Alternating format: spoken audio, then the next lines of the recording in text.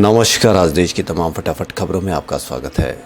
News के channel आप इसलिए देखते हो क्योंकि आपको सूचना मिलती है। सूचना आपको किस प्रकार चाहिए ये आप पर निर्भर करता है। यदि आप अपने को तरक्की करना चाहते हैं, यदि आप अपने का विकास करना चाहते हैं, तो आप वो चैनलों को सब्सक्राइब करें जिनमें आपके लिए खबरें हो। वरना लड़ाई झगड़े की बहस देख करके आपको क्या होता होगा ये आप अवश्य विचार करें। तो बढ़ते हैं खबरों की ओर। हैदराबाद में बीती शाम अपनी पत्नी के साथ बाइक पर घर जा रहे एक युवक को दो लोगों ने लोहे की रॉड से पीट कर मार डाला। पुलिस को शक है कि बी नागराजू नाम के शख्स की हत्या उसकी पत्नी सैयद अशरीन फातिमा के रिश्तेदारों ने की। उसके दो भाइयों को आरोपी बनाया गया है और पुलिस ने उन्हें गिरफ्तार करने के लिए विशेष टीमों का गठन किया है। चश्मदीदों द्वारा रिकॉर्ड किए गए एक भयावह मोबाइल फ़ोन वीडियो में नागराजू सड़क पर पड़े हुए हैं और उनका सिर कुचल हुआ है। फातिमा हमलावरों के सामने लाचार दिख रही है। मौके पर मौजूद लोग फिर हमलावरों को मारने के लिए दौड़ते हैं। नागराजू और फातिमा ने अपने परिवार की मर्जी के खिलाफ शादी की थी। वे एक दूसरे को कक्षा 10 से जानते थे। जनवरी में उनकी शादी हैदराबाद के एक आर्य समाज मंदिर में हुई थी।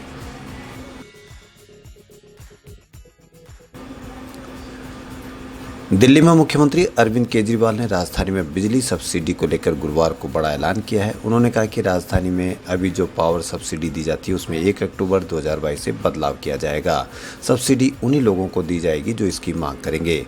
दरअसल अब दिल्ली में सस्ती बिजली वैकल्पिक होगी, यानी अगर कोई बिजली उपभोक्ता बिजली सब्सिडी चाहता है तो उसको अभी की तरह सब्सिडी वाली मुफ्त या रियायती दर वाली बिजली मिलेगी।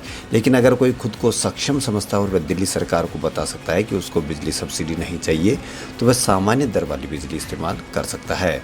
बता दें कि दिल्ली में सत्ता में आने के बाद से आम आदमी पार्टी की सरकार द्वारा दिल्ली वासियों को 200 यूनिट तक फ्री बिजली दी जा रही है। उपभोक्ताओं को वर्तमान में 200 यूनिट तक कोई बिल नहीं भरना होता है, जबकि प्रतिमाह 201 से 400 यूनिट बिजली की खपत पर 800 रुपये की सब्सिडी मिलती है। इससे आर्थिक रूप से कमजोर वर्ग के लोगों को बड़ी राहत मिल रही है, साथ ही मध्यम वर्ग के लोगों को भी इसका लाभ मिल रहा है। परिसीमन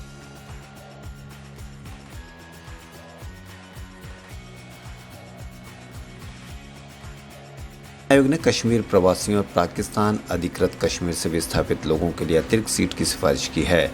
विवादों में रही परिसीमन प्रक्रिया पूरी होने से जम्मू कश्मीर में विधानसभा चुनाव का रास्ता साफ होगा।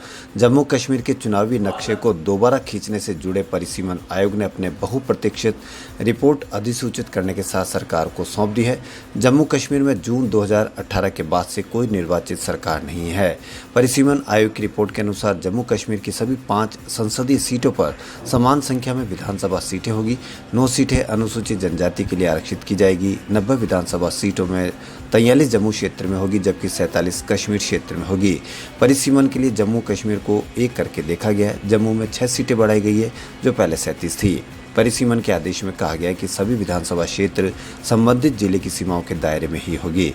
रिपोर्ट के अनुसार कश्मीरी प्रवासियों और पाकिस्तानी अधिकृत कश्मीर के विस्थापित लोगों के लिए एक अतिरिक्त सीट की सिफारिश की गई है। जम्मू कश्मीर पुनर्गठन कानून के अनुसार वर्ष 2011 की जनगणना को परिसीमन का आधार माना गया है।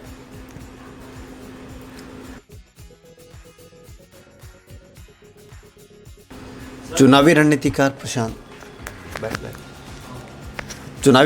प्रशांत किशोर ने कहा है कि वह बिहार के लोगों के लिए काम करेंगे। उन्होंने नई पार्टी का ऐलान किया है,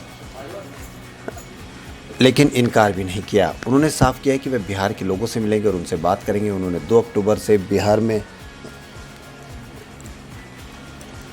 के लोगों से मिलेंगे और बात करेंगे। 3000 किलोमीटर की यात्रा का ऐलान किया है। प्रशांत किशोर ने कहा कि स्वास्थ्य से लेकर रोजगार तक बिहार की स्थिति बहुत खराब है। बिहार पूरे देश में सबसे निचले पायदान पर है और ये मैं नहीं कह रहा बल्कि भारत सरकार के आंकड़े कह रहे हैं। लालू और नीतीश कुमार के 30 साल के शासन के बाद भी बिहार पिछड़ा राज्य है। अगर बिहार को आगे बढ़ना है तो सबको आगे आना होगा। केदारनाथ के दर्शन का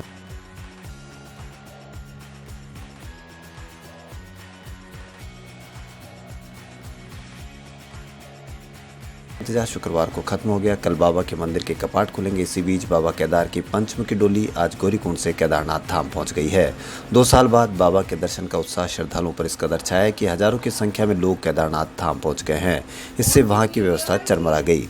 खबरों फिलहाल इतना ही। यदि आपको हमारा चैनल पसंद आए तो लाइक, सब्सक्राइब, शेयर अवश्य करें। धन्यवाद।